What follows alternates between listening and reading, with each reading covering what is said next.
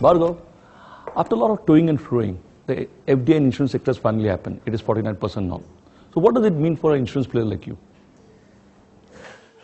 Look, apart from what it means for us, I think at a sector level, it's a hugely positive development.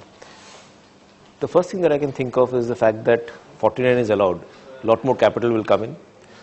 Possibly new players will come in, which creates more competition for us, but it's good for the market because the market needs more players. There is huge scope for increase in penetration. But I think the bigger advantage that we see out of this is that most of the rule making that is forming of regulation, has been now delegated to the regulator, the authority. Yeah. So the regulator now has the freedom to frame regulation which is contextual. So as we speak, there are a lot of regulations that are being modified, particularly around distribution. In the past, there's been a lot of constraints on opening up distribution, which is being relooked at.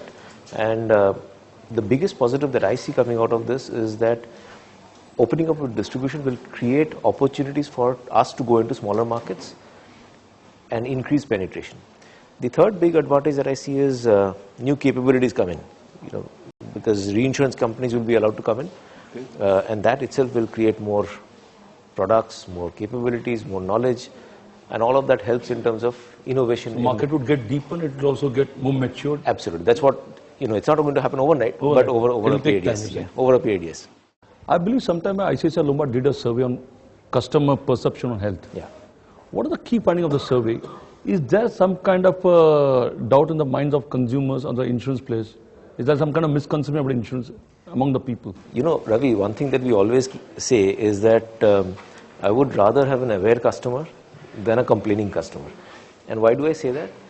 Because I think insurance is still not well understood as a product and as a concept.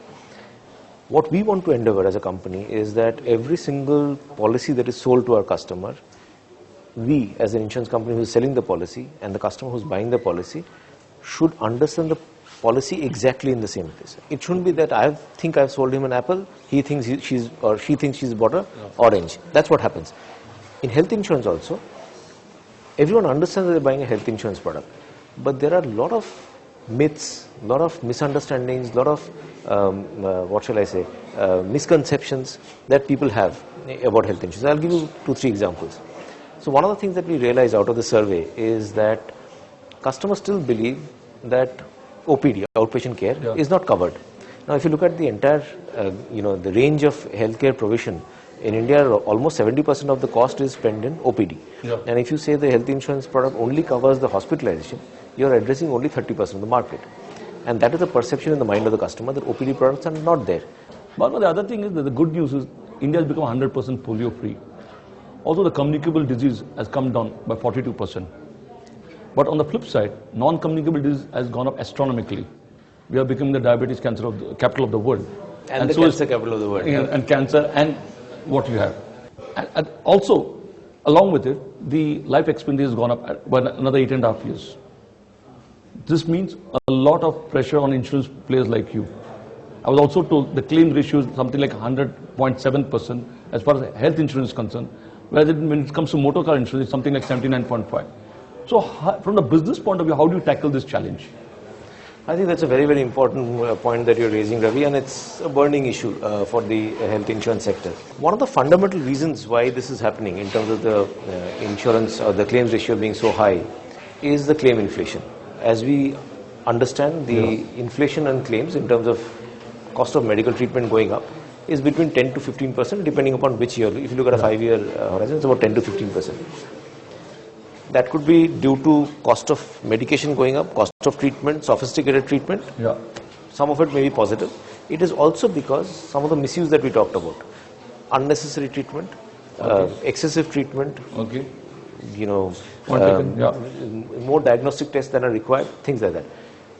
What that does is, as I explained, that if the claim ratio goes up to 100%, insurance companies are, in a sense, forced to increase premium.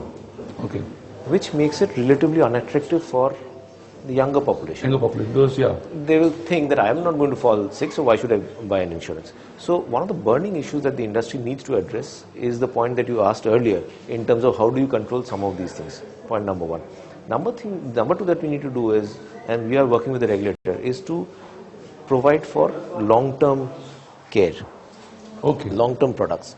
So rather than looking at a one-year product, which is typical in the insurance industry, why can't we design a product where we stay with you as a patient from the age of 25, 30, whatever it is, till your old age. So that needs a change in the current regulation, which we hope, with the new bill being passed, will be considered.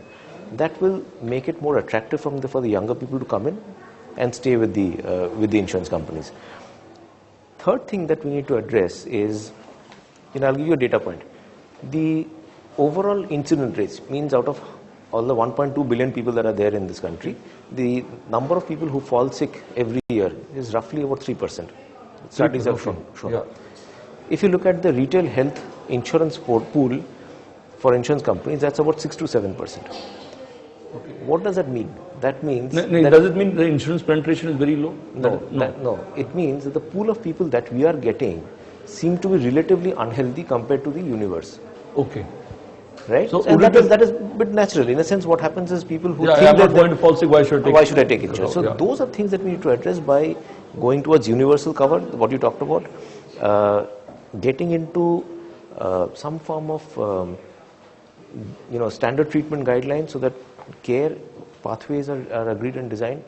We get into package rates as an industry where we come together and reduce the cost of care while not compromising on the quality, so that the insurance premium becomes much more affordable than it is today. Those are things that are very important for this industry.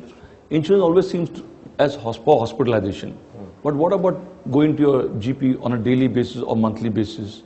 What about buying medicines? What about going to path lab occasionally and seeing the specialist? If you add up all these components together, it becomes a huge burden on the middle class family. That's right. So there is a strong case that this is also covered by the insurance company. Do you think that will happen? It will happen. It's a matter of time. And let me explain why it has not happened in the past. As I explained, 25% of the expenses, or at best 30% of the expenses, are for treatment inside hospitals. 70% is for the type of things that you're talking about, Ravi. But the reason why insurance industry has not been able to cover those expenditure is because there's never been any organized chain which is providing these cases. And the worry that the insurance industry has always had is, how do we control misuse and abuse? You're talking about abuse that happens in organized hospitals. How do you control that in smaller and smaller units? The big positive that I'm seeing is, through venture financing, PE financing, we are seeing corporate change coming in some of these areas.